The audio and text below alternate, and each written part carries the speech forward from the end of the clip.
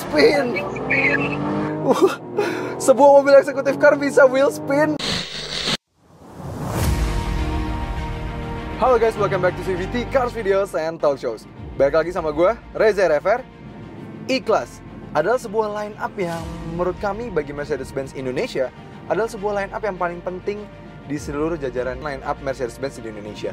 Meskipun memang bukan lagi varian terlaris seperti dulu kala di tahun 70, 80 selalu menjadi Mercedes-Benz paling laris. Sekarang memang yang lebih laris itu adalah varian C-Class, GLC, atau A-Class gitu ya, yang memang jauh lebih compact dimensinya. Tapi E-Class itu sangat penting karena mobil Mercedes-Benz pertama yang masuk di Indonesia adalah E-Class. Dan itu kenapa E-Class selalu menjadi prioritas buat Mercedes-Benz untuk langsung memproduksinya atau merakitnya di Indonesia. Tidak seperti line-up lainnya biasanya di CBU kan dulu masuknya, seperti S-Class masuk CBU dulu, A-Class juga masuk CBU dulu, C-Class CBU dulu, baru akhirnya CKD. Di E-Class ini ketika facelift dia langsung statusnya sebagai CKD rakitan warna merah Bogor. Jadi memang sedan sehebat ini, semewah ini, si E300 AMG Line ini sudah rakitan tangan anak bangsa. Dan yang menariknya lagi, dengan statusnya sekarang sudah langsung CKD dan ada pajak sedan yang terbaru, membuatnya sekarang harganya terpangkas cukup jauh. Padahal fitur-fiturnya lumayan cukup banyak berubah dan eksterior jelas berubah drastis. Kalian juga pasti langsung notice. Tapi setelah kami sudah mereview beberapa kali, ketika review first impression-nya pertama kali keluar, terus juga kami sudah berjalan bersama mobil ini cukup jauh ke Cirebon, Semarang, Jogja. Kalian bisa lihat review-reviewnya ada di sini. Tapi memang akhirnya kami mendapatkan unit testnya cukup panjang, long term test dari mobil ini. Dan ketika kami mendapatkan mobil ini, akhirnya kami mengerti apa alasan Mercedes-Benz bisa memangkas harga mobil dari mobil ini. Dulu, off the road-nya saja varian tertingginya E350 AMG Line itu di 1,5 miliar. Ini sekarang E300 AMG Line, varian tertinggi dari E-Class sekarang yang facelift, harganya hanya di 1,484, tidak sampai 1 miliar, sudah on the road. Tapi ternyata ada pengurangan. Apa saja itu? So ini dia sih video review Mercedes-Benz E300 AMG Line.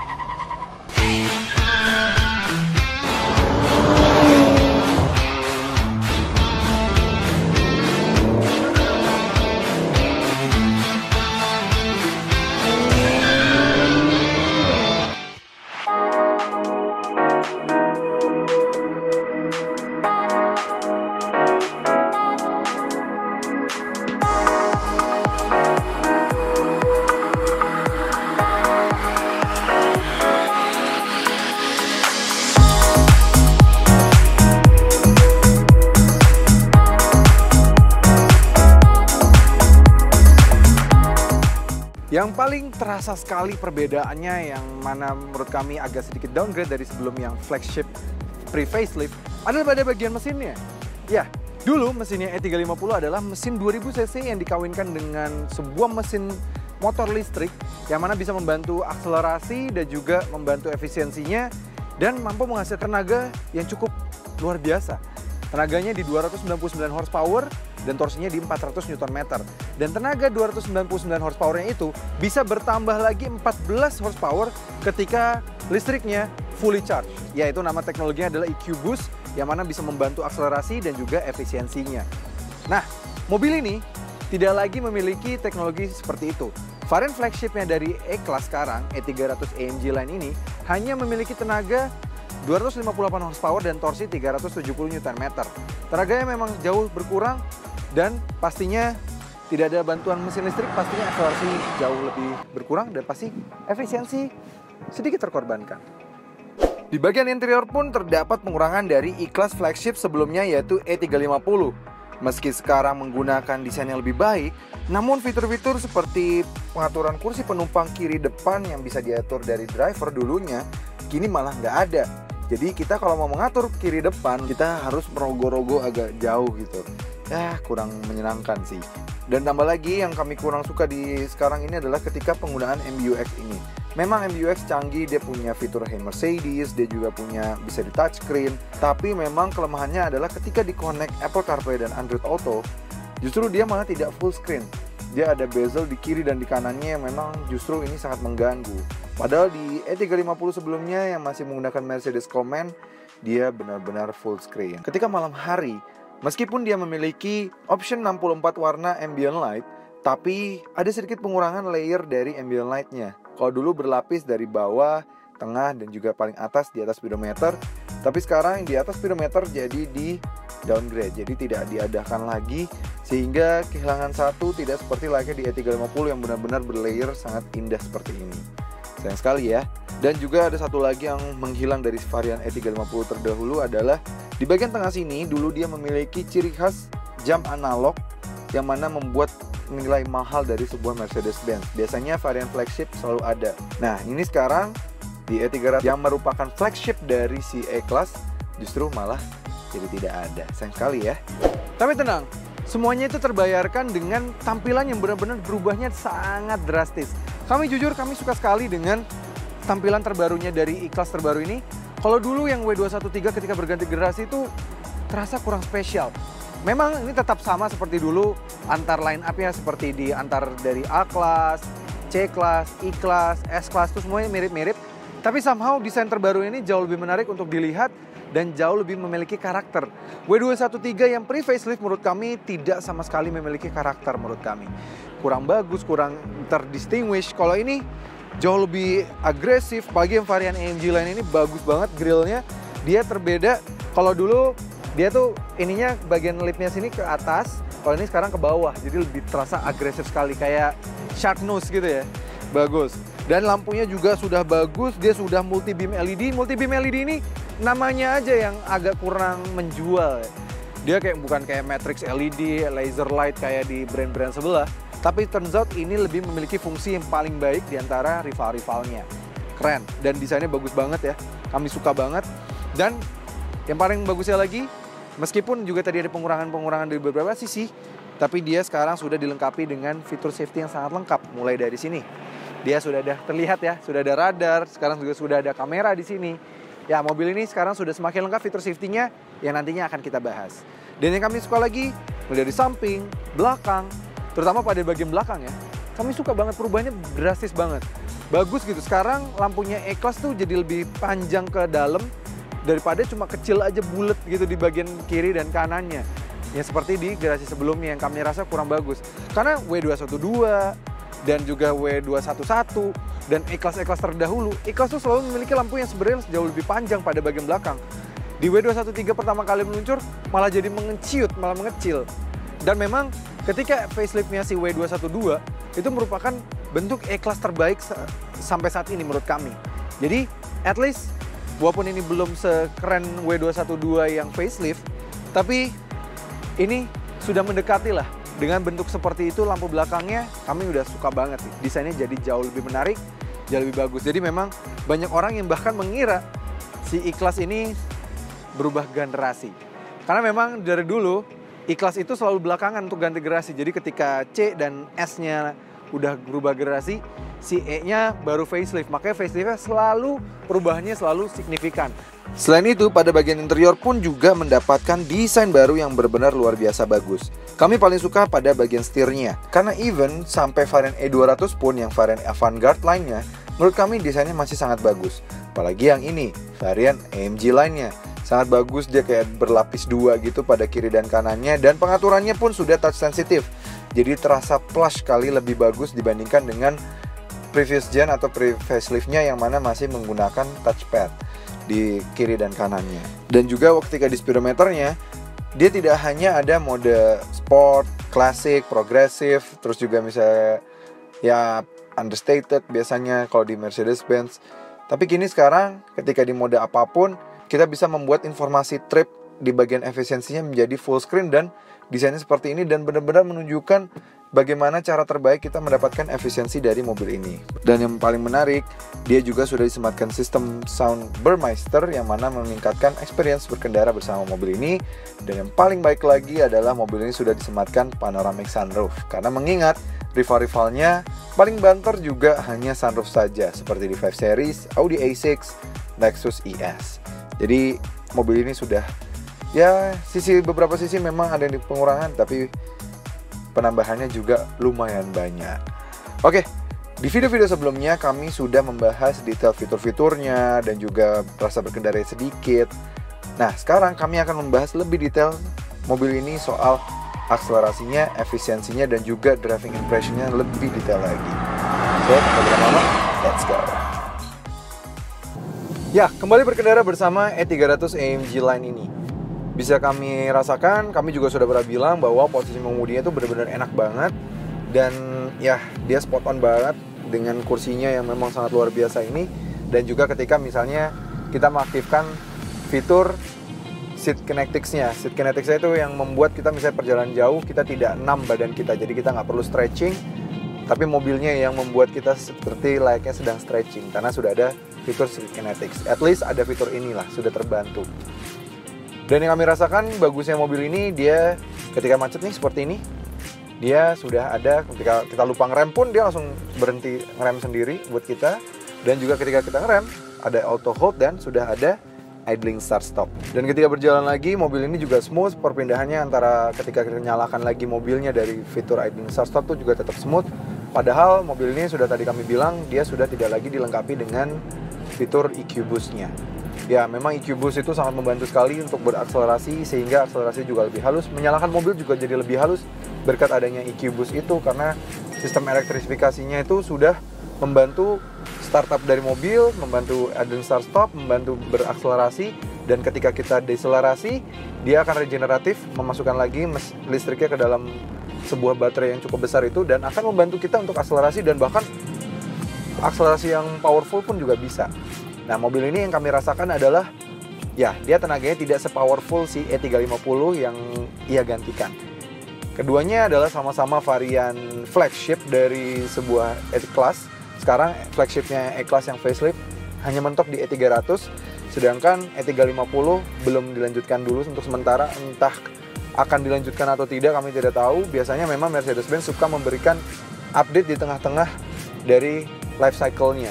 Dan mudah-mudahan saja E350 bisa hadir lagi dan menjadi flagship dari varian E-Class ini. So far yang kita dapatkan termahalnya E-Class adalah yang varian E300 ini, dan kami rasakan, ya, dia tetap bertenaga. 258 horsepower, torsi 370 Nm itu tetap bertenaga. Cuma memang kami pernah merasakan E-Class yang lebih bertenaga dibandingkan mobil ini. Jadi rasanya memang mobil ini tidak sebertenaga itu. Tapi ada catatan juga, mobil ini juga memiliki kelebihan yang cukup baik. Kami baru saja merasakan AMG GLA 35, tapi yang kami rasakan, mobil ini memiliki setir yang jauh lebih nikmat untuk digenggam dibandingkan setir AMG GLA. Padahal AMG GLA adalah sebuah AMG yang seharusnya memang, ya, setirnya biasanya lebih spot on. Tapi mobil ini memiliki setir yang jauh lebih nikmat untuk digenggam, lebih besar nih diameter setirnya. Jadi terasa sekali ini malah lebih nikmat, lebih gripnya lebih enak, lebih dapat kita gripnya. Dan ketika melewati speed bump seperti ini, mobil ini tidak lagi sekeras si E350.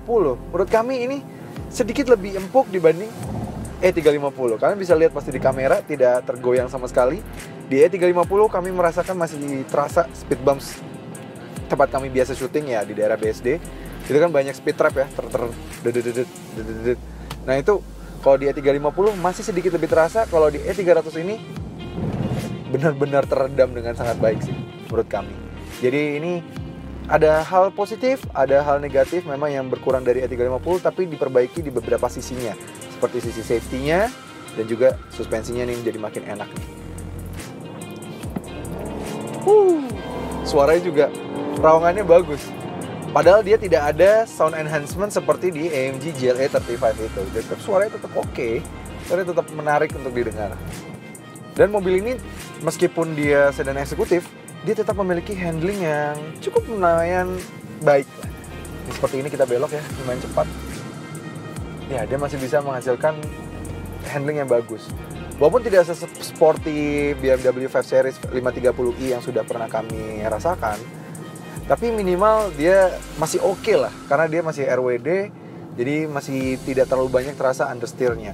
Kalau di beberapa rivalnya yang sudah front wheel drive seperti Lexus IS, Audi A6, ada sedikit lah gejala understeer-nya, sedikit terasa.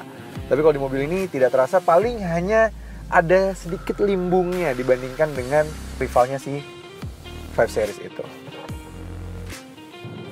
Tapi memang dengan penggunaan mesin yang justru downgrade dibandingkan dengan E350 terdahulu, selain tenaganya yang menjadi turun, mobil ini juga tidak dilengkapi lagi EQ Boost seperti tadi kami bilang. Sehingga yang mana itu membuat efisiensi jadi sedikit terkorbankan. Padahal mobil kalau makin baru biasanya makin efisien. Ini generasi facelift sudah mesinnya jauh lebih kecil tapi efisiensinya malah berkurang. Dalam catatan kami yang dulu di E350 kami masih bisa di dalam kota didapat di 10 km per literan, dan untuk luar kota masih bisa di 18 km per literan.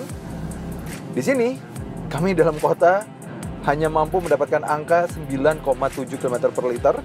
Lalu untuk rute luar kota kami hanya mentok bisa di 14,3 km per liter. Padahal mobil ini juga sudah dilengkapi dengan idling start stop yang sudah bisa mematikan mobil ini ketika kita tidak berjalan, gitu, ketika macet.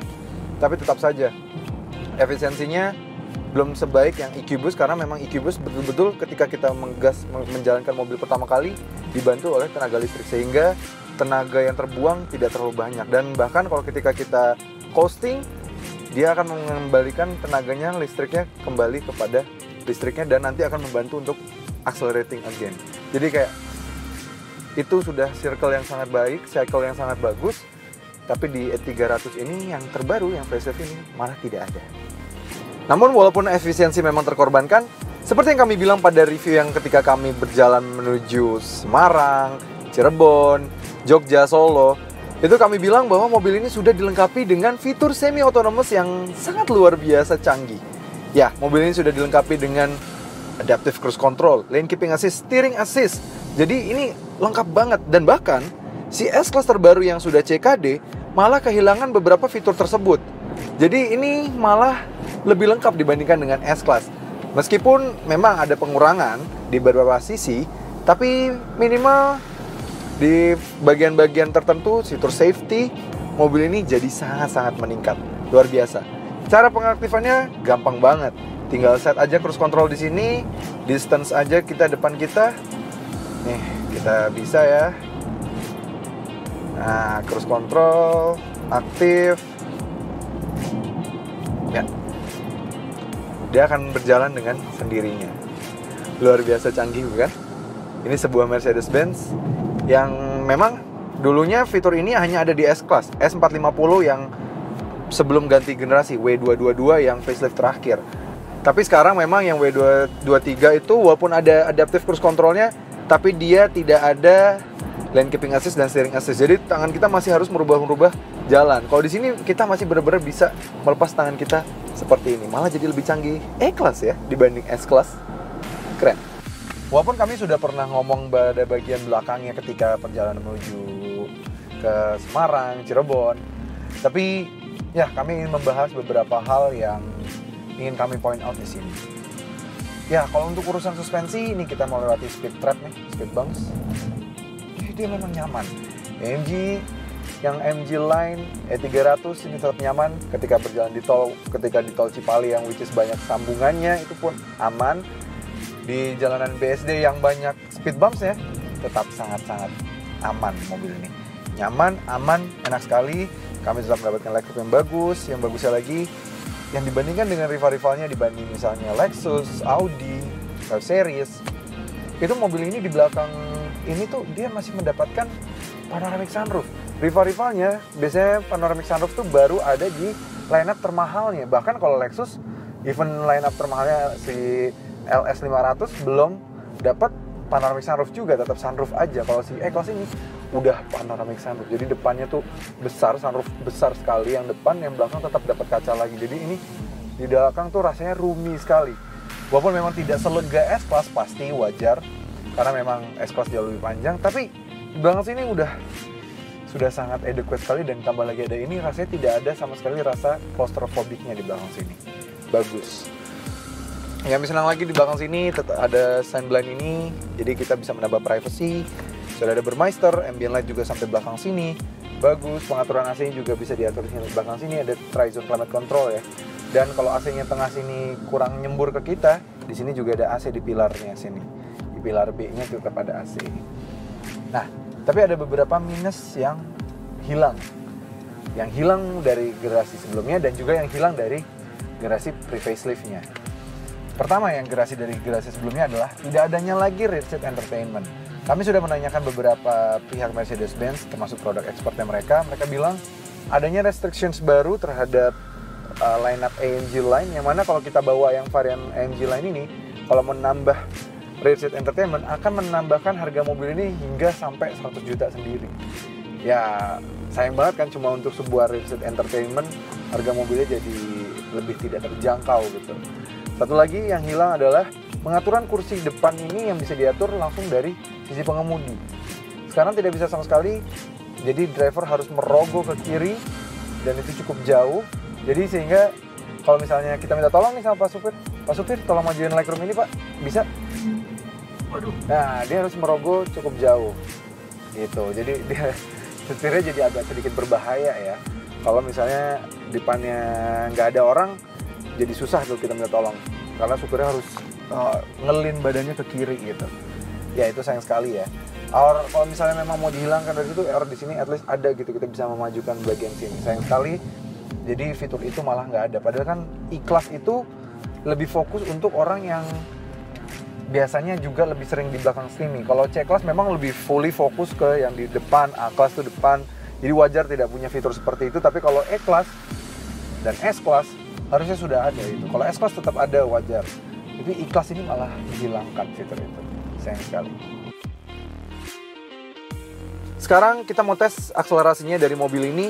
Apakah dia dengan mesin yang lebih kecil ini dia bisa menghasilkan akselerasi yang sama minimal atau jadi turun jauh atau turunnya deket? Kita cek aja. Pertama kita rubah dulu ke mode Sport. Ada Sports Plus ada. Dan kita matikan traction control semuanya. Oke. Injak gas dan rem. Dan wheel spin. Sebuah mobil eksekutif car bisa wheel spin. Ada 100. Wow. Luar biasa sekali mobil ini. Kita cek figurnya. 0 sampai 100 mampu dituntaskan dalam waktu 6,6 detik. Menurut klaim Mercedes-Benz, dia bisa menyelesaikan dalam 6,2 detik, tapi at least kita masih bagus lah. Masih bisa di angka 6 detikan, di bawah 7 detik tuh masih bagus, 6,6 detik. Tapi kalau dibandingkan dengan flagship sebelumnya, E350 yang memiliki tenaga 299 horsepower dan ketika kita berakselerasi dibantu dengan EQ powernya itu, yang EQ boostnya itu yang bisa menambah 14 horsepower, mobil ini ya kalah beberapa detik. Karena kami mengetes yang si E350 AMG Line itu bisa di angka 5,9 detik. Jadi terpaut sekitar sampai 0,7 detik ya. Ya, bisa simpulkan meskipun memang ada beberapa pengurangan seperti pengurangan dari fitur-fitur yang ya tidak terlalu signifikan lah ya, seperti misalnya si yang pengaturan kursi, jam, ambient light, dan beberapa hal lainnya. Tapi Mercedes-Benz berhasil membuat mobil ini jadi terasa jauh lebih lengkap di bagian-bagian yang lebih penting. Seperti safety-nya dan juga beberapa hal lainnya ya, safety, teknologinya semakin bagus. Yang mana memang sekarang safety sudah mulai turun ke varian-varian yang mobil lebih terjangkau. Ya, kita bisa lihat saja mobil-mobil SUV kecil seperti Toyota Race saja sudah punya fitur selengkap, ibaratnya selengkap E-Class ini. Jadi mau tidak mau Mercedes-Benz harus mengedepankan fitur safety dibandingkan fitur-fitur ibaratnya gimmick lainnya. Walaupun begitu memang seperti akselerasi dan efisiensi jadinya sedikit lebih buruk dibandingkan versi flagship sebelumnya yang mana sudah dilengkapi dengan EQ Boost atau EQ Power-nya itu dari aki tenaga listriknya. Ya mudah-mudahan saja kedepannya Mercedes-Benz memberikan update terbaru pada E-Class ini sehingga nanti ada satu lagi di atas si E300 ini jadi memiliki lagi sistem EQ Boost itu yang mana bisa meningkatkan efisiensi dan juga akselerasi. Karena dengan desain seperti ini dan juga line up E350, sepertinya E-Class akan menjadi sangat perfect sekali jika dibandingkan dengan rival-rivalnya. Oke, sekian CVT, terima kasih sudah nonton. Jangan lupa like video ini, subscribe ke channel YouTube CVT Indonesia, dan nyalakan lonceng notifikasi. Main-main juga dan follow Instagram kami di @cvt.indonesia. Dan sekarang kami sudah memiliki website. Di sana kalian bisa membaca portal berita otomotif dan juga membeli mobil terbaru dan juga mobil bekas. Contohnya seperti membeli mobil E300 AMG Line terbaru ini. Bisa membeli melewati kami karena kami sudah partner dengan Mercedes-Benz, dealer-dealer Mercedes-Benz pastinya. Oke CVT, sampai ketemu lagi di video berikutnya. Terima kasih CVT sudah menonton. Jangan lupa support kami dengan tonton video-video kami yang lain ya. Sampai ketemu di video berikutnya. Stay tune!